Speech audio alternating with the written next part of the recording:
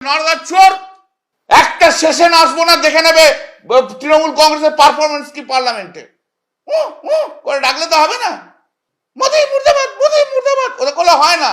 কোন পাওয়ারটা অপব্যবহার করেছে সেটা তো সৌগত রায়কে বলতে হবে। দলের ভাবমূর্তি অনেক কারণে নষ্ট হয়, সৌগত রায়ের জন্য তো নষ্ট হয়েছে। সৌগত রায়ের জন্য নষ্ট হয়নি, নারদার টাকা খাওয়ার জন্য সৌগত রায়ের জন্য নষ্ট হয়নি।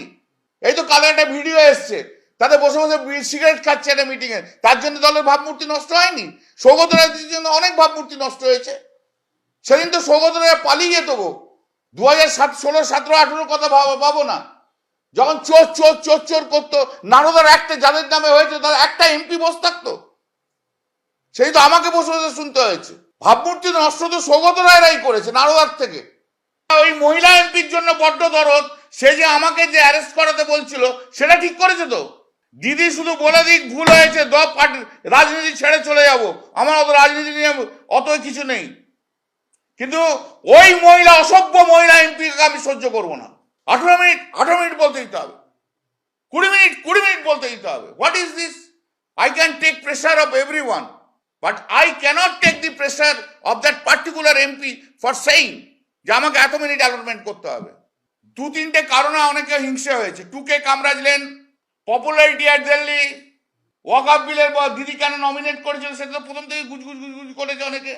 Speaking in the Waqf bill and how it has been recognized by all the peoples of the country, you know. কি করব আমি?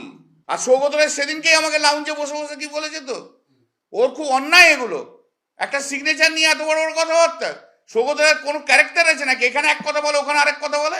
সৌগত রায়ের ক্যারেক্টারটাই হচ্ছে এর পিছনে লাগা ওর পিছনে লাগা, একবার একে ওখানে লাগিয়ে দেখ, ওখানে লাগিয়ে দেখ, দেখ বলো লেখো। সৌগত রায় কোনো দিন 2001 থেকে আমাকে চোখ পছন্দ করেনি। প্রিয়রঞ্জন দাসমুন্সির লোক ছিল এরা।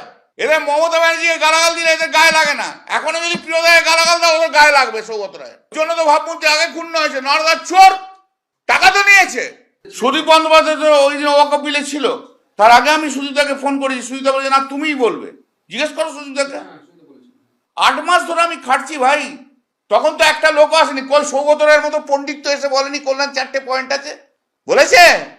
বরঞ্চ ব্যঙ্গ করেছিল হাত কেটে গেছে কিনা। সৌগত রায় ওই রকম ধরনেরই লোক।